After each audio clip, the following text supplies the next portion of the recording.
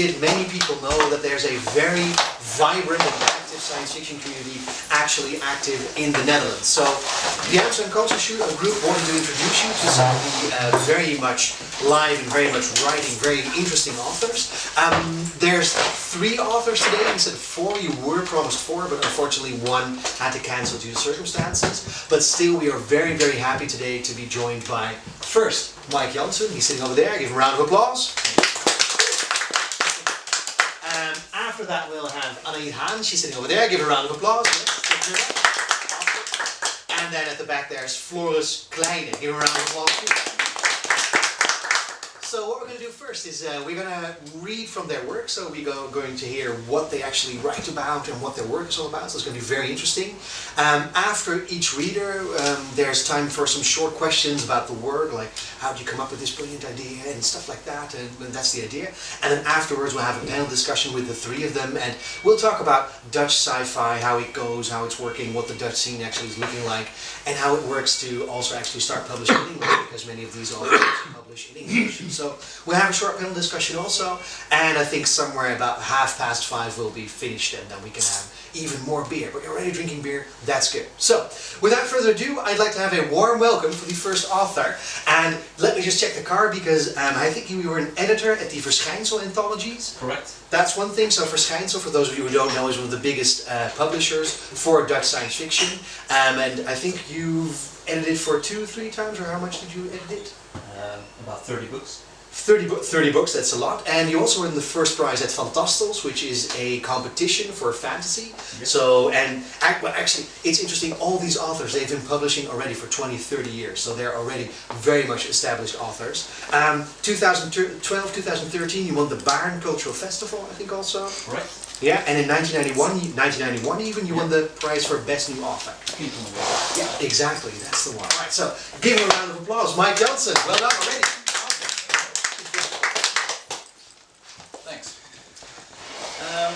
Okay, so I'm Mike Jansen. This is about science fiction, so I'll be reading a number of science fiction stories. I do have, however, fantasy and horror available should people feel like that. If it gets very warm, I'll read some horror with some fingers. That would be nice. So, when I write, I usually do a little warm-up exercise. And a warm-up exercise for me is a very small micro-story. So, that could be 70 or 80 words, and those 70, 80 or maybe 100 words should be a story. And it's either science fiction, it's horror, whatever. It's just to get the juices flowing. So I'll start with a number of those, and they're really small, and sometimes they pack a punch, and sometimes I try to make people think. So I'll start reading. The first one is called Room with a View. The suit protects me. It's the strongest thing ever devised by man. After the accident, Jupiter caught me. I am beyond rescue. As I sink through layers of atmosphere, carbon snow accompanies me down. The suit struggles, but the tug is inexorable. The core welcomes me on a bed of diamond substrate, and an everlasting epitaxy layers carbon on my body and compresses so that I see sky through diamond until the light dims. So this is an example of a micro story. It should be less than 420 characters, which is a Facebook update. Because there are some contests out there which give you the room of a Facebook update. And this one was written for one of those. So. Let's see. The second one is called Sailing. The sails unfurled majestically across 15,000 square miles. Millions of monostrands converging on the tug of our capsule.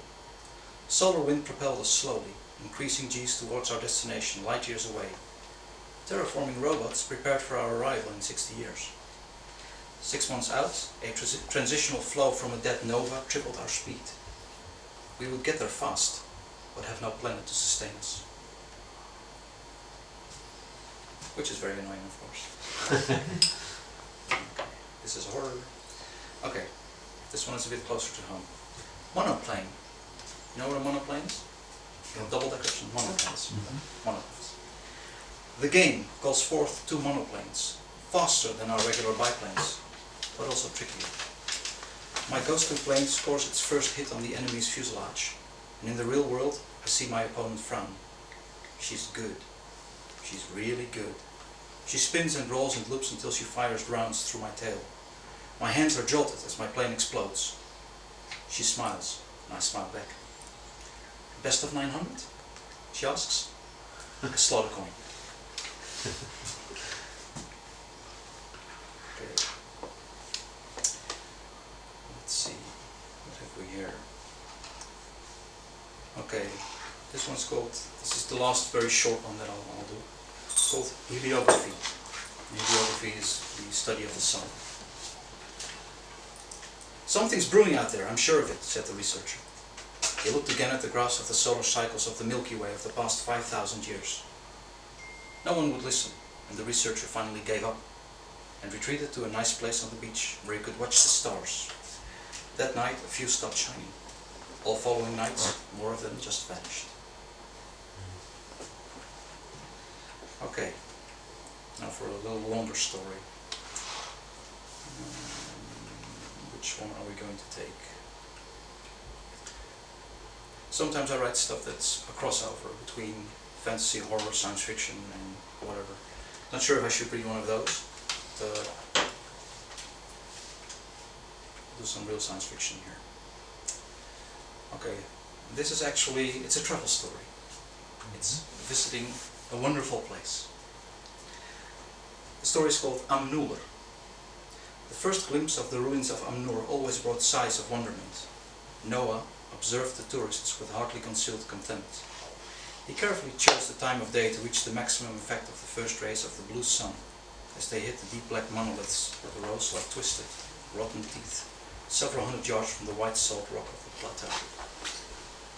After a journey of more than 5 hours from the spaceport next to Clarkstown, the 3 men and 2 women had been well tenderized by the irregular pace of their Nurgle beasts on the rough terrain and the icy fog that always hung around the plateau.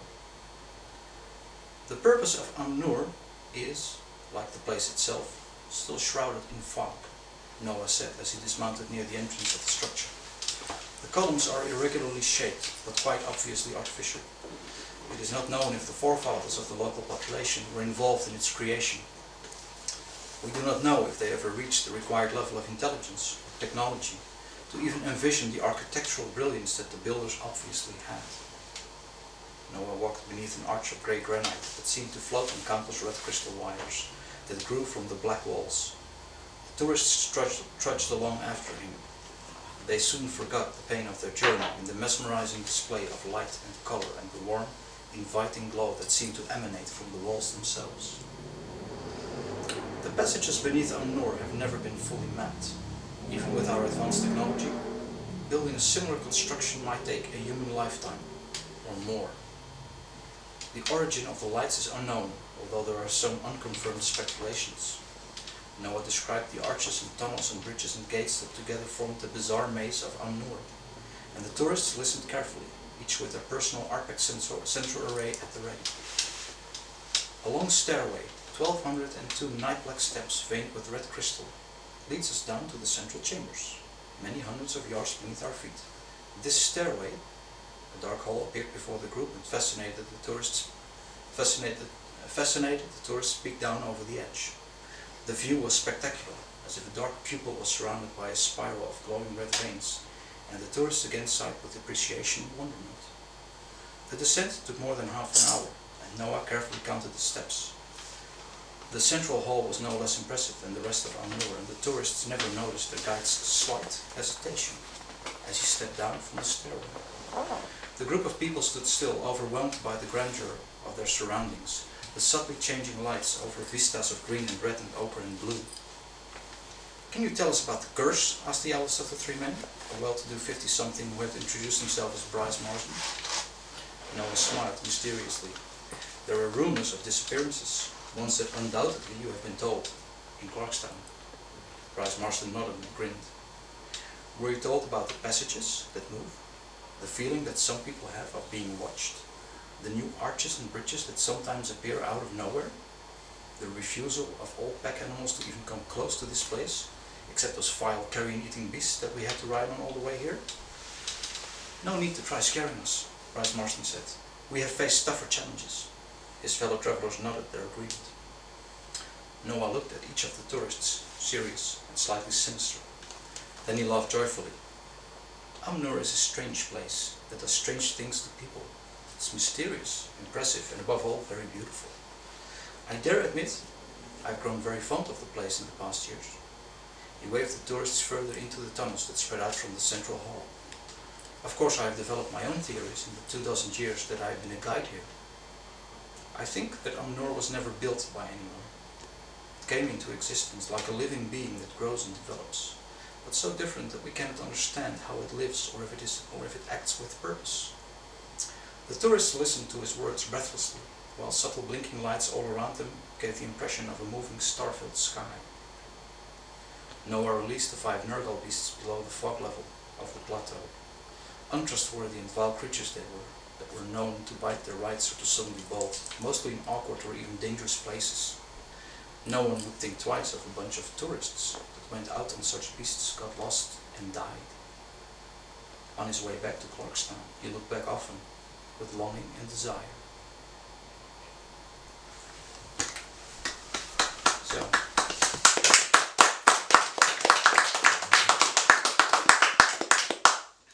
time for another one? Yes. Okay. It's called Bet Bael's Bridge Builders. Many times have I seen the red suns of Bet Bael rise. The many mountain ranges make this a fascinating chiaroscuro. The mountains alternate with deep gorges and valleys that are covered in shadows most of the day. Only when the suns are high in the sky are the deep jewels of green and purple vegetation revealed, along with the remains of the dwellings of the builders who have long since left. Every sunrise brought me higher mountains and new bridges. At first primitive, moldy things made of organic materials and held together with rope and some sort of dark red pitch. I've often stared into deep crevices as another plank crumbled beneath my feet. The gravity is low, but a fall of many hundreds of yards is not something I desire anywhere. As I continued over the mountains following the 3 sons of Bet Bael, I noticed the progression as described in Deek's Wonder Book on lost civilizations. The bridges became massive structures carved from the local rock and more often inscribed or stained, depending on your taste, with scenes and weird glyphs.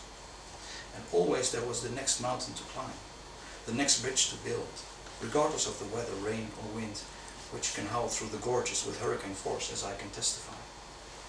Regardless of the new challenges that confronted the builders, time and again. So the bridges became elegant structures with many strengthening arches, built from stone and cement, and in places the road showed neat pavement. Progress was obvious in all aspects of the bridges, and in the valleys below there were geometric patterns of roads and buildings. Plants had overgrown much, but enough remained visible. The heavily rusted steel girders of the following bridges formed the next stage for the bridge builders. The new technology they employed allowed them to span wider gorges and to unlock wider valleys that would profit from the sun's longer and bring glorious prosperity. One of the bridges of this era had been named in Deek's Wonder Book. It was called the Heaven Span. It was the peak of ingenuity in bridge building, and the arched construction spanned many miles of low-lying land, with just occasional supporting towers to allow the next arch to rise up. But this bridge too ends. The final mountain range meets the ocean that spans the rest of the planet, and this is where the bridge builders created their final masterpiece. Next to the remains of slender towers and many roads that range from north to south, along the steep rock face is the last bridge on a small island before the coast. It is the culmination of the bridge builder's art, the result of millennia of innovation and improvement and downright brilliance. The wide road rises with a slight gradient to a few hundred feet and disappears into the eternal fog that hangs at a crossing of warm and cold ocean currents. Deek's Wonder Book explains that the bridge extends up to 20 miles into the ocean without additional support, and there abruptly ends. That in itself has rarely, maybe not ever even, been matched on any of the Emerald Worlds.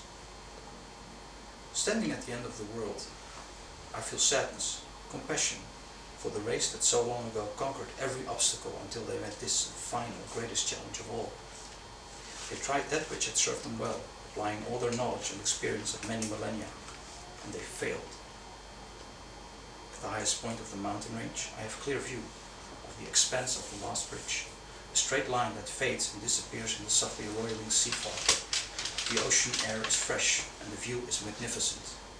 The horizon, I realize, is some 20 miles away from this height, and I wonder, did they really fail, or do we not see their final achievement? Beautiful.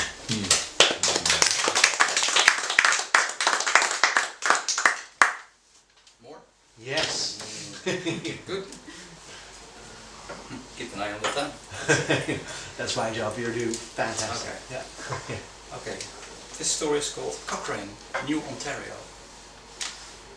The Methodists in the small town of Cochrane on New Ontario have traditions that go back centuries.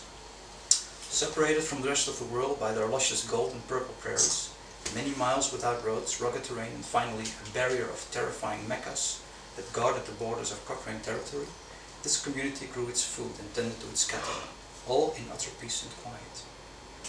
Not the old earth cattle stock, but the local version that allowed itself to be domesticated almost as well. They were called bacalai, and the Cochraners were remarkably protective of their domestication secrets. In my job as Omega controller for the province of Nevgodahuai, from an old earth language which roughly translates to "Hooray, we landed, never again," I landed my personal air travel vehicle, or PAV, just south of Cochrane. The town is idyllically situated by the river Splash, a busy, gurgling stream that, through a series of minute waterfalls, arrived at the Clearwater Lake, which I could see just to my right from the window of my PAV. The water lived up to its name, and it sparkled in the yellowish light of Trega 2. Low houses were built along the gentle slope of the hill, all the way to the top, where a giant Mobius oak spread its twisting branches over Market Square. I tapped my head to the sheriff, who sat in front of the courthouse in the lazy afternoon light, in the manner Dick's Wonder Book, the standard for faraway places, describes. I like Dick's Wonder Book. It's fun. The sheriff nodded. "Stranger?" He could have said it to the air. "My name is Frank Lester. I am Omega controller for this province." "Sheriff Lundquist," said the man in the chair, still not showing any interest. "I am here to investigate the death of Shirl Simonet last week on the east side of Cochrane." Sheriff Lundquist looked up.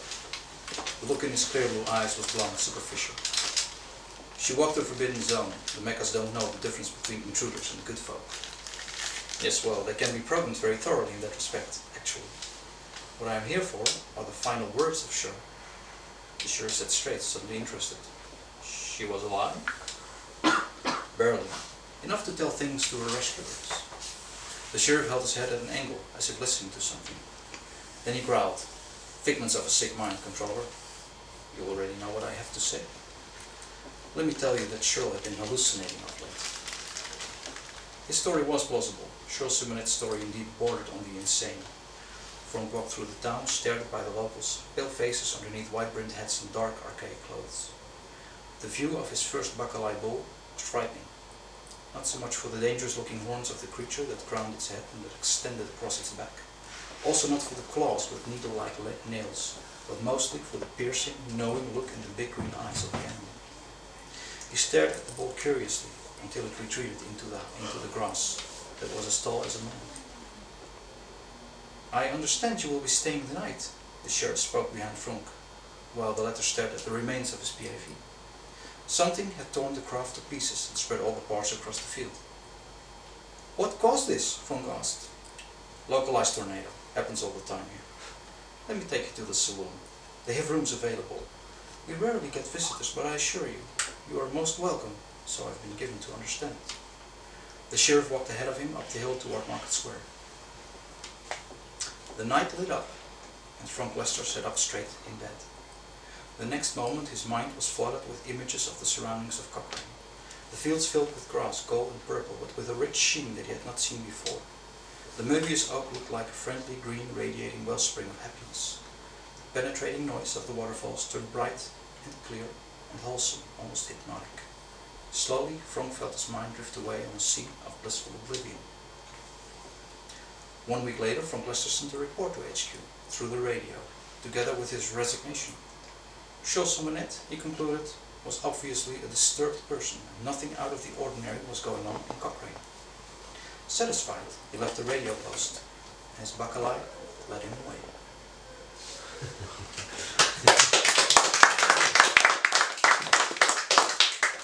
So I'm curious to hear some responses from the audience. Do we have some questions about the stories?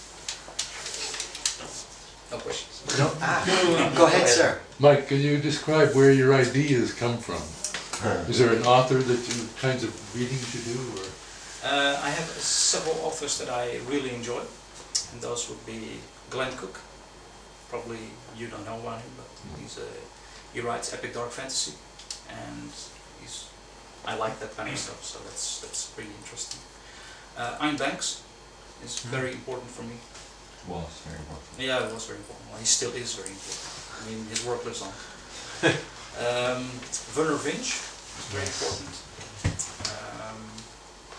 Yeah, there's so many good authors out there. I read a lot. So, And then you add something. Where does that come from? Can you describe that? I have no clue. Really, I Right. don't. Okay. It's just I have an extrapolating mind. So it means that whenever I read something, my mind starts wandering. And when I wander to specific parts, then it becomes interesting. And it becomes interesting. I'm like, well, I could write a story about that. So, yeah. Everything I read gets incorporated into some kind of, yeah, I don't know, a gestalt, something that holds themes and ideas and questions, many questions. So, what you see happening often in the stories that I write is that there are many themes in there, but there are also questions that I try to answer. And I have no clue what the questions here were, because it's too long ago. But I have a number of recent stories that I know the questions of. I know what the questions were. And because of those questions, I started to write a story. To resolve those questions, to answer myself what the heck was going on. So, it's a bit of a convoluted answer, I think. Oh, good answer. Thank you very much. Thanks. Yeah, it is interesting. I noted in your earlier pieces that you seem to mix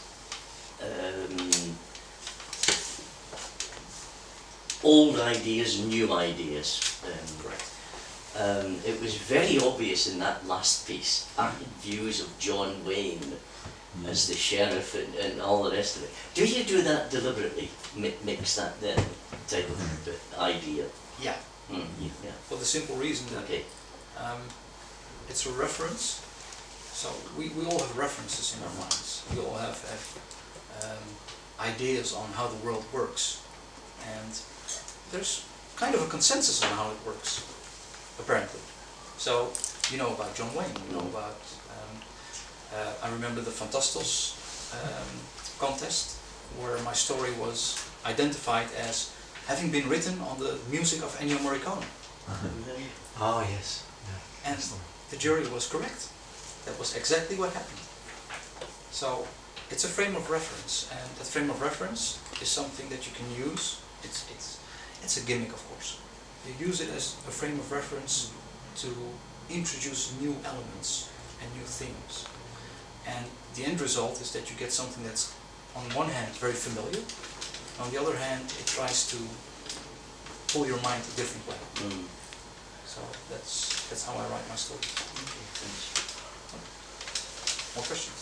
I was wondering, how do you pick the names of the characters or the places? For example, what struck? To make sure that people, when they read the stories, they'll think again, or maybe even 3 or 4 or 5 times. It's a way of layering your story. It adds to the story. So, does it answer your question? Is that Yes, somewhat. somewhat? Yeah, but Ah. do you look for meaning in Yes, it? sometimes. For instance, in Dutch we have an old play. It's called Mariken van Nijmegen, and there is a character in there who is the devil, who is called Monen, M-O-O-N-E-N, as in demonen, as in demons. Not quite, okay. I'll admit, not quite. Floris will explain it. It explains it a bit easier.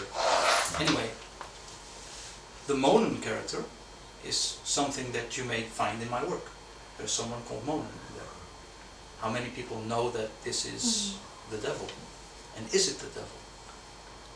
Or am I just toying with you? That happens sometimes too. So, yeah.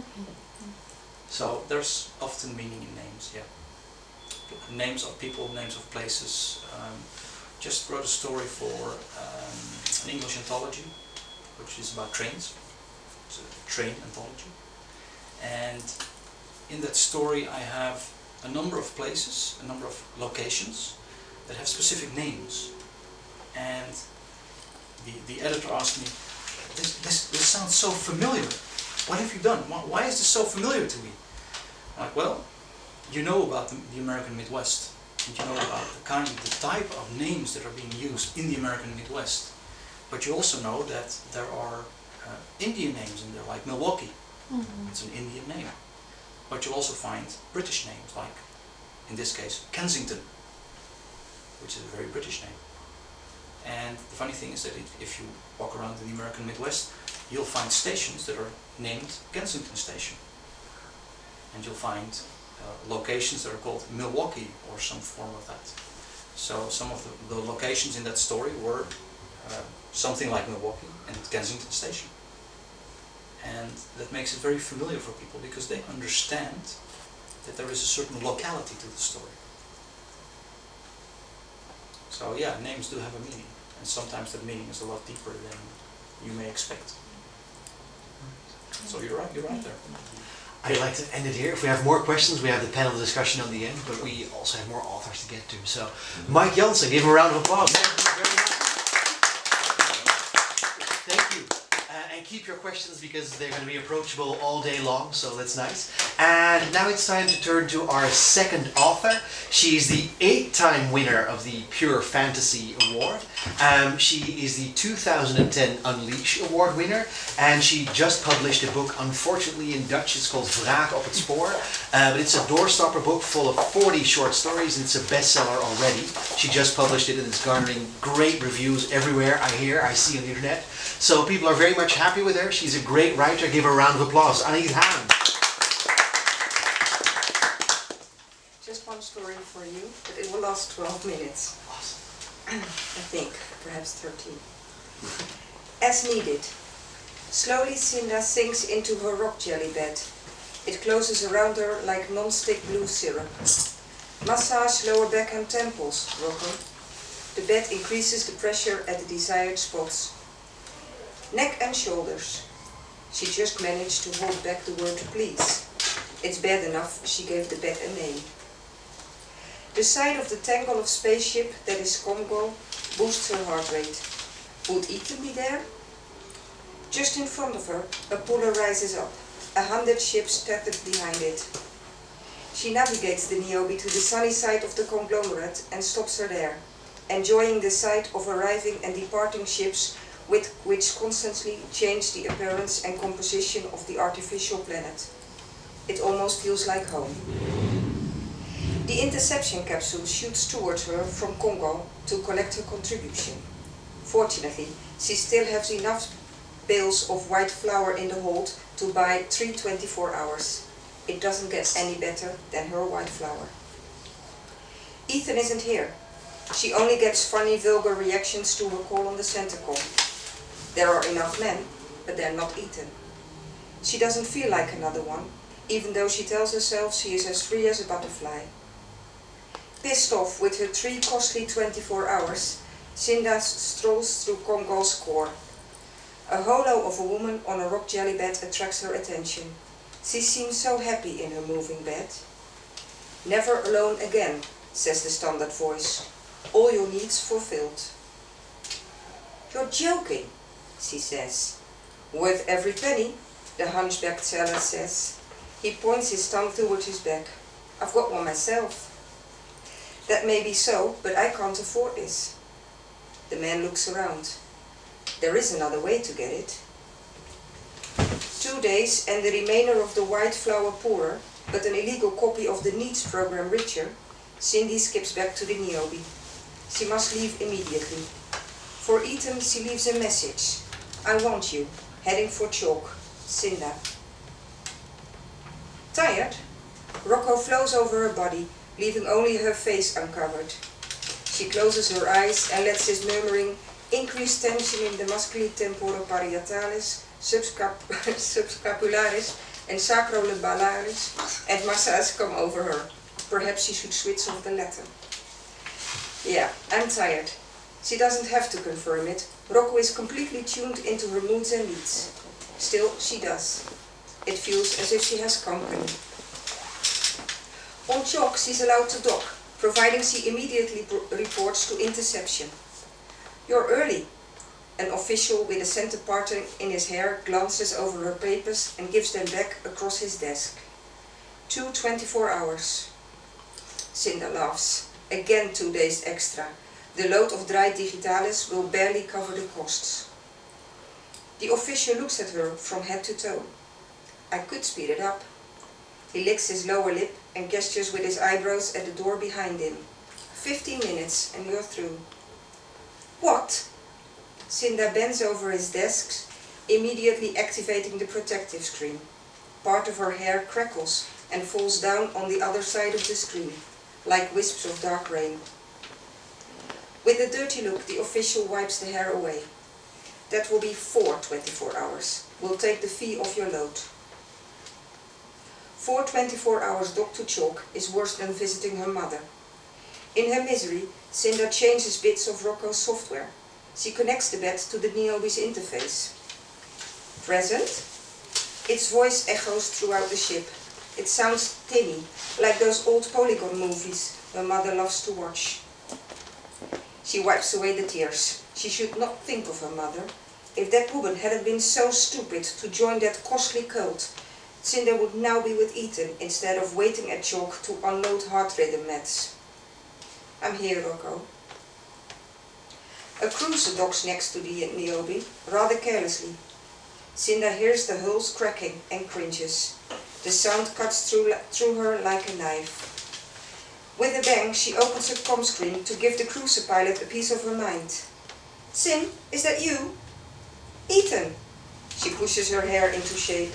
Feeling a tangle, she realizes she is not video presentable, and she pushes the screen down. Audio. Sorry, my love, about the scratch. I saw the Niobe and another cruiser was already going for the gap, so I wanted to dock quickly. Glad I caught you. I arrived too late at Congo. I'll pay for the damage, okay? Why is her heart racing? Yes. I'm going to register. Are you coming over in about 1 hour? An hour is long enough. Yes. Great, I'll see you. The hydrojet doesn't calm her down and the mirror is clear.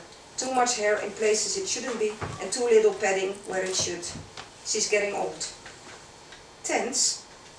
Apparently, Rocco can remotely sense her mood after her fiddling with the interface. Cinda walks to the bed and puts her hand on it. Healthy tension, Rocco, don't worry. The blue jelly rises up, pushes against her hand and touches her wrists. 102 heartbeats, 96% saturation, blood pressure, murmurs Rocco. Ethan's arms around her, his mouth on hers. Who cares what she looks like? This is Ethan, and his pulse tells her he wants her as much as she wants him. Whispering, "Substitute me," she slips out of his rock jelly bed. The bed bulges up against Ethan and fills the space left by her body. It's no exact copy of her, but the pressure against his body will be the same. A wonderful update. She wants it for Rocco as well. Happy? Cinda is smiling. How cool that Rocco can sense her mood as soon as she enters the Niobe. The voice has suddenly lost its tinny quality. It sounds like Ethan. I'm happy, yes. She caresses Rocco, causing his surface to shiver. Are you okay too? Rocco bulges around her hand and pushes her fingers apart. Small blue tongues lick between them. It feels exciting, like Ethan. But Rocco isn't Ethan. She pulls her hand away. Don't, Rocco. Not good. Not good. Halfway with an ascension, on day 78, things go wrong. Her belly is aching, blood running down her legs. Injured? Miscarriage, she groans and curls in on Rocco. He bulges up against her belly and chest. With her eyes closed, it is as if she's laying against Ethan's butt. When has Rocco learned this? Which update was this? A bit like Ethan, says Rocco. Cinda freezes up. You talk in sentences? Rocco pushes against her belly. Here? Right there, yes. Now she starts to cry after all. What is she supposed to tell Mother? That she almost became a grandma? Grief? Yes, Rocco. Warmth grazes her eyes. Close them. Rocco's here. 3,000. I counted them, Ethan whispers. They are intertwined on Rocco. His surface is bouncing along. Too long. Cinda is talking, but she doesn't say anything about the baby. She wraps her arms and legs around Ethan and pushes her heel against his butt. Are you staying? He pushes himself up and looks at her, his hip forward. She shakes her head. Another 1,045 days, then her contract ends. I can't, Ethan. My mother. His lips smother her explanation. Perhaps you could come with me. She slips it in between their lips. Now he shakes his head. I'm fed up wandering, darling. She knew it. Tomorrow morning I'm starting a new job at Congal's Interception. It pays well. You can find me there. I'll wait for you. There is so much she wants to say. That she doesn't want to miss him for so long anymore. That she's almost too old to have children. That she wants him in her life. She feels so lonely. But she says nothing. They make love until they fall asleep. Where Ethan had lain, Rocco is bulging up in replacement. It feels like Ethan, but it's not. The update is working fine. Cinda stretches herself. Satisfied? Yes, Rocco. Things are as they are. Maybe, if she updates the Niobe, she can settle her contract faster. She just needs to work a bit harder. In reverse, the Niobe shoots away from Congal. Cinda enters the destination and calculates the time path. If she hurries up and stays awake the next 2 days, she can overtake the puller before it speeds up. That will save energy and time. She is awakened by 2 hands on her shoulders. Immediately, she is sitting upright in a nav chair. The hands are massaging her neck and back. Ethan?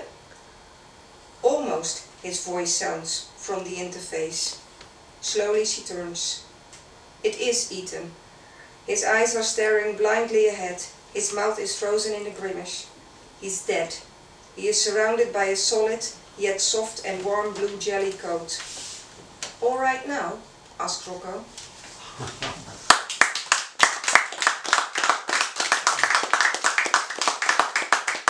So I think there's time for questions, and the first question would be, Mike already told that you respond to questions when you think of a story, so you have a question in mind.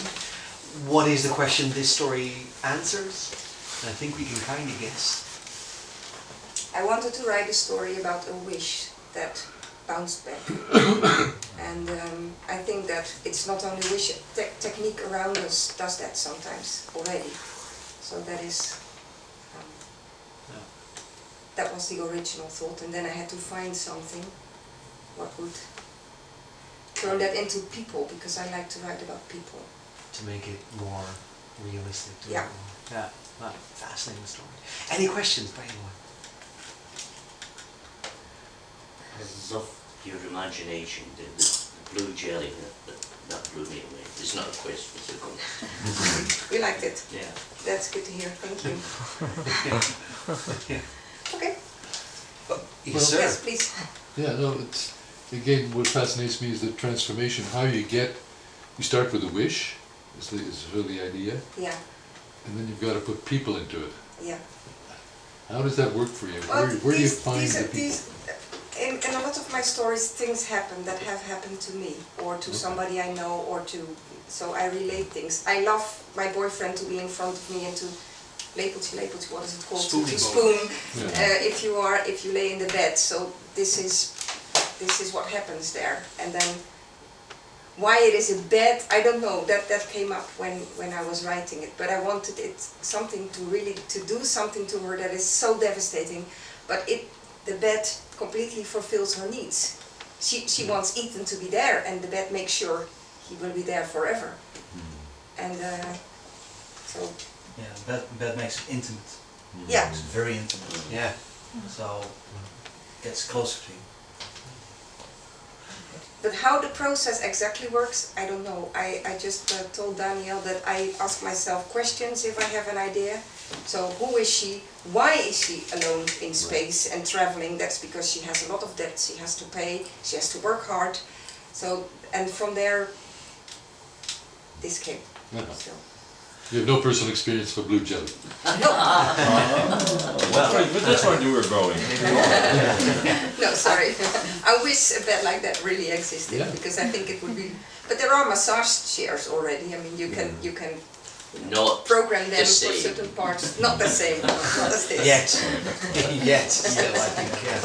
So one thing I found very fascinating about your story is your very effective world building. It's like in 1 or 2 sentences, you allude to things and then there's immediately a world in your brain that I as a listener visualize. So how do you do this? What's your secret there? Oh, this is filmed, right? Because Oh. because is it? No, one of the Should we turn it critiques off? Is it, no. oh, yeah. One of the critiques I get is that I'm not so good in world building. Really? Yeah. Oh. So this is great to hear, because Okay. it's such a short story, and there in this universe I've written 3 stories so far. So planets coming together, separate, or spaceship making the planet, and so that is perhaps because I've written about it before that it's so easy now to do it in a couple of sentences. Right. I don't know, Yeah. maybe. Yeah. So Because to me it's real. It's not yet here, it will be. you see it happening in Yes. your mind's eye. You actually see it happening. That's it. Yeah. Yeah. And it's interesting what you're saying. So apparently you built this world before, and then you have stories in it. So Yeah, this is the only world I do that. Usually I imagine everything fresh for every story. yeah. But with this universe, I don't know, I think it has a higher plan for me, and I should write a big novel someday in it. I think that is the reason why. I keep coming back to it. I Yeah. like it. I like the idea of people having a total freedom and being able to, it's almost like the mobile homes in the United States, where people make temporary villages and then they separate them. So I just like that idea, to have a life like that. So it's a world you keep on coming back to. Yeah. Yeah. Wow. Wow. How important is the distinction between hard sci-fi and soft sci-fi for you in this type of? Well, I'm not a very universes? technical educated person, so I have to avoid these kind of things, because if I don't, and the real technicians read the story that I try to, they will always feel that. I write stories about people in a future setting, in a different setting. And when technique is important, I have to ask somebody to help me out on there. So sometimes, well, a lot of times in space it's very important. I mean, if you come close to a planet, there is attraction and stuff like that, so I have to be very careful with that. So for me that is not an easy part, so I try always not to write about that. To write around it, as it were. Yeah. Yeah. Yeah. And I really admire people who can do it. So that's, I love reading that kind of stories, but for me I always try to stay at the people side of it. But the most interesting stories are always about people, aren't they? That's, Well, all stories are about people, Yeah. yes, but I think real technical stories can be very interesting as well, as Yeah. long as I understand what they are going about. Do you visualize the worlds, the situations, the Yeah, I places? see this when I write. Okay. Yeah. Oh, I see it often before I write. Yeah. So I am a very, in the sense, a fast writer, that if I sit down to type, I know what I'm going to write. So I think about it throughout the day or whatever, then I sit down and I write. Otherwise I have no time. I cannot sit for an empty screen and then start to think about what I have to write. I know what I'm going to write that day. Yes. Any more questions? No more questions? Give her a round of applause then. Thank you. And now it's time for a short break, so about 50 minutes, grab a beer, grab a Coke. writer to win the Writers of the Future contest. In 2012, he was the first Dutch science fiction writer to be allowed membership of the Science Fiction and Fantasy Writers Association of America. And he has published lots of novels. It's Andromeda Spaceways, what is it again? Escape Pod. I can't even read my own handwriting, but he's published everywhere. He's fantastic, and he has brought his own PowerPoint with him. So give him a round of applause. Please, ladies and gentlemen, Floris Kleijne. So, two things. I'm very nervous, so if I stutter, my apologies. And also, this is the first time I'm holding this device, so well, I bought my own, and this is David. So if it doesn't work, Daniel, sorry. Pijltje naar rechts of pijltje naar voren, en pijltje naar links of naar achter. Let's see if it works. Okay, first things first. You've found this piece of paper on your chair. You may have downloaded it from the group before.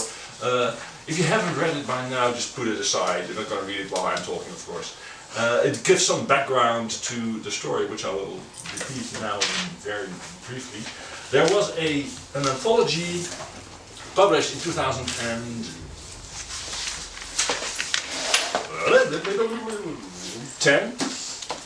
It's called Machine of Death, which is based on the premise described in the handout you're no longer holding because you put it aside. The whole anthology revolves around stories based on a world in which the Machine of Death is real. It was a huge success. They decided to publish a second anthology and put out a call for submissions. I wrote a story, and they accepted it. They bought it. They published part 2 without my story, which I already knew because they had decided to buy more stories than they needed for the book. So my story is still with them, which is almost irrelevant to this reading, except for the fact that I'm going to have to ask you to not record and definitely not make public anything about the story, because I'll get in a huge fight with the editors. And I'll probably have to give back my Kindle, which I bought with the proceeds from the story, because etc., contractual obligations. This is a private reading, so which also means, by the way, that besides my wife and the editors, you are the first people in the world who get to hear this story. Wow. Yes, it's first in the world. So, Okay, cameras so away, that's about this. mobile phones away, recording devices away. Yes, and a very big, broad-shouldered gentleman will be at the door, frisking you on your way out. It's not true. You have a brain storper there? Make sure that everyone's brain is clean. The story is called Friendly Fire, and shall I just... Inspiration or the Dutch market? Yeah.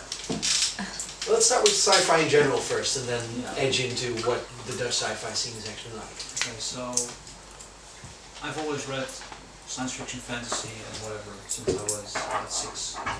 When I was 6, my parents decided that it was required for me to have an encyclopedia that was asking too many questions. So they bought me an encyclopedia. Yeah. And I started at A, and I ended at Z. And that was 2 years later, you finished the entire encyclopedia, and that was... If it took 2 years, no. It was 6 months later. So that was a 20 volume monster thing. So just read the whole thing. Yeah. And after that, I started at the library. Just started reading everything that I could find. Yeah. And well, we just had a discussion about literary stuff. I still despise it, so. And most of the books that I read in the library were not interesting for me, but I always came back to science fiction, fantasy, and a bit of horror. And why? Why is that? It's the sense of wonder. It's the we have an encyclopedia full of knowledge. We have Wikipedia. It's all done. And then we get into science fiction, and we have stuff that you have to think about. It's not cut and dry. It's something new. It's something unique. It's weird. It's wonderful, and that appeals to me. So that it gives me that actually gives my brain something to do. Something to chew on, something new to work with. Anaid, how's this for you? You mean from the start? Or Yeah, how did you it end up with, how did you start with science fiction or fantasy or Well, it speculative? was a logical step after the fairy tales in the library. Tell me. Well, when I was small, I loved to read fairy tales, but also myths and sagas. So getting to know where the fairy tales came from. And then when I grew out of the library, there were no more fairy tale books. So I asked my mom to take adult books for me, and my mother took my first fantasy book. Do you remember which book because, it was? yeah, because she thought, well, that's more or less like a fairy tale. Yeah. I don't know which one it was. You can't remember if it was like maybe Tolkien or... No, it was absolutely not Tolkien. I read that. No? I read The Hobbit, I think, when I was 19, Yeah. so I was rather late. And then I started at the Ring, what is it? Lord of the Rings. Lord of the Yeah. Rings, Yeah. even later. And I struggled through the first 200 pages, and I could not imagine why anybody liked that. Sounds familiar. So, wow. Sorry, Wow. sorry. Yeah. Blasphemer, you. I know. So I'm not a big fan. No. Back on the hill. Please. Tom, yeah, that scene I think But is... so it was a logical step from the fairy tales to start reading fantasy and science fiction. Yeah. And I've been writing myself ever since I was small. I love to write and I like to tell stories. Yeah. And but to actually make the click that I could write sci-fi, that was long past 40 that I realized that I could do that. So what made that click happen? In fact, it was a website called korteverhalen.nl, and there was this guy called, of course it is an avatar, he's called Personeel, and he loved science fiction. And we more or less challenged each other, and I said, okay, I'm going to write my first science fiction story for him. I didn't know the guy, and he was at the Fantastos Prijsuitreiking 2 years ago. Then I met him for the first time. And so I wrote that story. It's called Lieve Liefde, and it's #1